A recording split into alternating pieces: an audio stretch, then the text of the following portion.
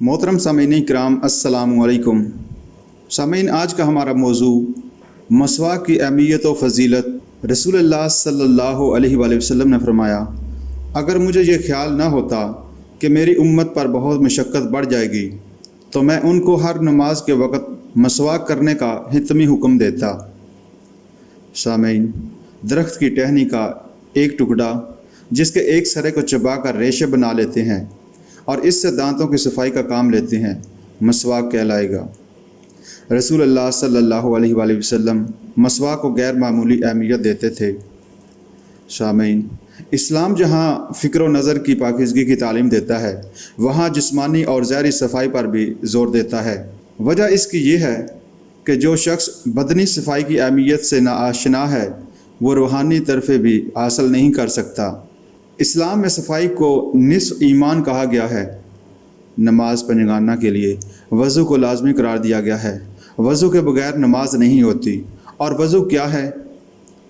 हाथ पाँव धोना, नाक साफ़ करना, कुल्ली और गरारा करके मुंह और गला साफ़ करना, यूँ पानी के इस्तेमाल से अज़ा को धोकर चुस्ती हासिल करना और फिर अल्लाह के हजूर हाज़िर होने के लिए अपने आप को तैयार पाना। वज़ू करते वक्त मुंह और गले की सफाई के लिए मसवाक करने की तरगीब दी गई है ताकि दीगर ज़ाहिरी और बातनी फ़वाइद के अलावा दांतों की भी हिफाजत रहे और इंसान बहुत सी बीमारियों से बचा रहे। खुद रसूलुल्लाह सल्लल्लाहु अलैहि वसल्लम मसवाक का ख़ुसूसी एहतमाम फरमाते।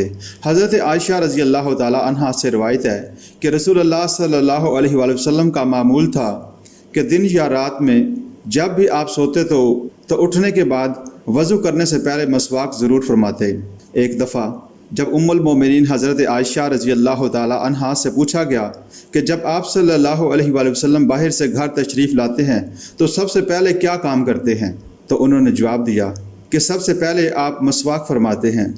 मसवाक के साथ रसूलुल्लाह सल्लल्लाहु अलैहि वसल्लम की पसंदीदगी इस हद तक थी कि जब आप सल्लल्लाहु अलैहि वसल्लम आखिरी बीमारी के सबब साहिब फराश थे तो एक दफ़ा आप सल्लल्लाहु अलैहि वसल्लम ने हज़रत आयशा सिद्दीक़ा रज़ी अल्लाह ताला अन्हा के हाथ में मसवाक देखी तो इशारे से तलब की, जिस पर उन्होंने मसवाक दांतों में चबा कर नरम की और फिर आप सल्लल्लाहु अलैहि वसल्लम को दी। सफाई पसंद शख्स कभी गवारा नहीं करता कि उसके दांतों में खुराक के रेशे अटके रहें और गले में बलगम जमी रहे, जिससे मुंह में ताफ़न पैदा हो और नागवार बू का एहसास हो। रात को सोकर उठने के बाद जो शख्स मसवाक करता है वो यकीनन नज़ाफ़त, पाकीज़गी और ताज़गी महसूस करता है। अक्सर अमल ऐसे होते हैं कि इनके ज़ाहिरी फ़वाइद तो नुमायाँ होते हैं मगर रूहानी तौर पर इनकी तासीर काबिल ज़िक्र नहीं होती। इसी तरह कुछ अमल रूहानी तरफ़े का बायस होते हैं लेकिन जिस्मानी नोशनमा में उनका अमल दखल शाज़ होता है।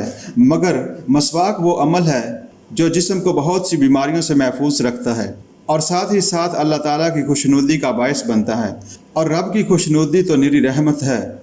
इस सिलसिले में भी हज़रत आयशा सिद्दीक़ा रज़ी अल्लाह ताला अन्हा से रवायत है कि रसूलुल्लाह सल्लल्लाहु अलैहि वसल्लम ने फरमाया, मसवाक मुँह को बहुत ज़्यादा साफ़ करने वाली और अल्लाह ताला को बहुत ज़्यादा खुश करने वाली चीज़ है। मसवाक एक मामूली सा अमल है जिस पर ना ज़्यादा वक़्त लगता है, ना मेहनत और ना सरमाया, मगर इसकी अहमियत का अंदाज़ा लगाएं तो ये नहायत ऊंचे दर्जे का अमल है जिसके अंदर बेशुमार फ़वाइद मौजूद हैं।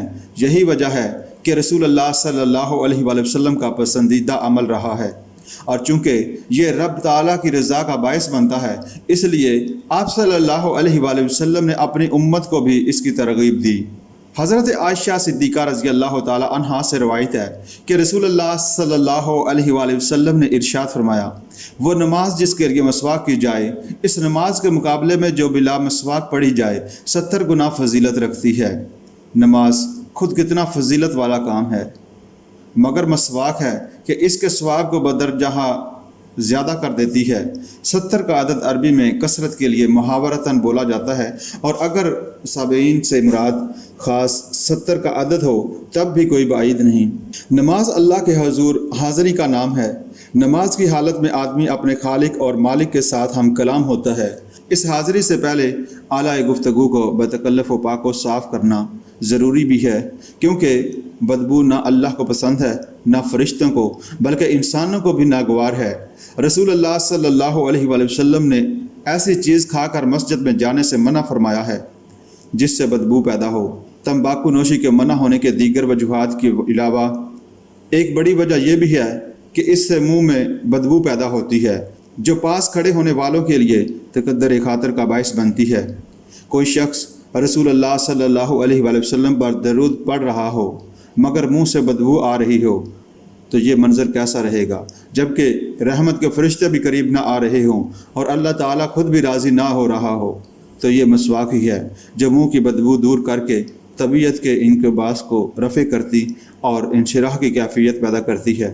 چونکہ مسواک منہ کی صفائی کرتی ہے اور صفائی ایک مسلمہ اخلاقی خوبی ہے، اس لیے یہ ہر زمانے میں قابل تعریف رہی ہے اور پیغمبروں کا طریقہ رہا ہے۔ پیغمبر اللہ تعالیٰ کے برگزیدہ بندے ہوتے ہیں، اچھے عادات و خصائل ان کا کردار ہوتے ہیں۔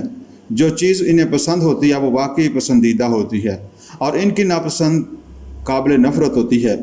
رسول اللہ صلی اللہ علیہ وآلہ وسلم فرماتے ہیں 4 چیزیں پیغمبروں کی سنتوں میں سے ہیں، ایک حیا، دوسرے خوشبو لگانا، تیسرا مسواک اور چوتھا نکاح۔ سامعین دیکھیے، یہ چاروں چیزیں ہر راست رو، صفائی پسند اور پاک باز انسان کو مرغوب ہیں۔ مسواک کی اس فضیلت اور اہمیت کے پیش نظر یہ ہمیشہ متقی اور پرہیزگاروں کا طریقہ رہا ہے۔